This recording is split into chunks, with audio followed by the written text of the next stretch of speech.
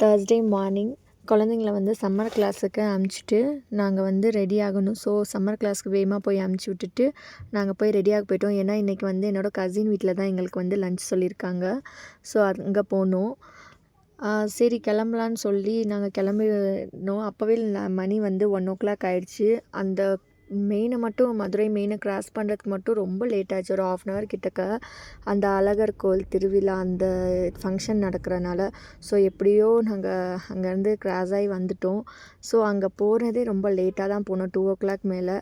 So பசி ரொம்ப எடுத்துச்சா, அவங்க வைக்க நான் எடுத்து சாப்பிட ஆரம்பிச்சிட்டேன். என்னால் பசி கண்ட்ரோல் பண்ண முடியலை. காலையிலையும் எதுவும் சாப்பிடல, ஜூஸ் மட்டும் தான் குடித்தோம். ஸோ அங்கே என்ன சாதம்னா தேங்காய் பால் சாதம், அப்புறம் வந்து சிக்கன் கிரேவி, சிக்கன் குழம்பு, அப்புறம் முட்டை கிரேவி வச்சுருந்தாங்க. சூப்பராக இருந்துச்சு. அவங்களோட மாமியார் செஞ்சுருந்தாங்களா, ஸோ அது ரொம்ப சூப்பராக இருந்துச்சு. எப்பயுமே அவங்களோட டேஸ்ட் வந்து ரொம்ப நல்லாயிருக்கும் அவங்க சமைக்கிறது. அதுக்கப்புறம் சாப்பிட்டு முடிச்சுட்டு கொஞ்சம் நேரம் அரட்டை அடிச்சுட்டு அப்புறம் குட்டீஸ் எல்லோரும் வந்து ஐஸ்கிரீம் சாப்பிட்ணுன்னு சொல்லிட்டு இருந்தாங்க. ஸோ என்னோடய கசின் வந்து கூட்டிகிட்டு போயிட்டாங்க. நாங்கள் எல்லோரும் போய் குட்டீஸை வந்து ஐஸ்கிரீம் ஷாப் கூட்டிகிட்டு போனோம். அப்போ குட்டீஸ்களுக்கு என்ன ஐஸ்கிரீம் எடுக்கிறதுனே தெரியாமல் எவ்வளோ கன்ஃபியூஷன் ஆகிட்டாங்க. இது எடுக்கிறேன் அது எடுக்கிறேன்னு ஒரே சேட்டை. ஸோ ஒரு வழியாக எல்லாத்தையும் எடுத்துகிட்டு யார் யாருக்கு என்ன ஃப்ளேவர் வேணும்னு எடுத்துகிட்டு பில் போட்டாச்சு.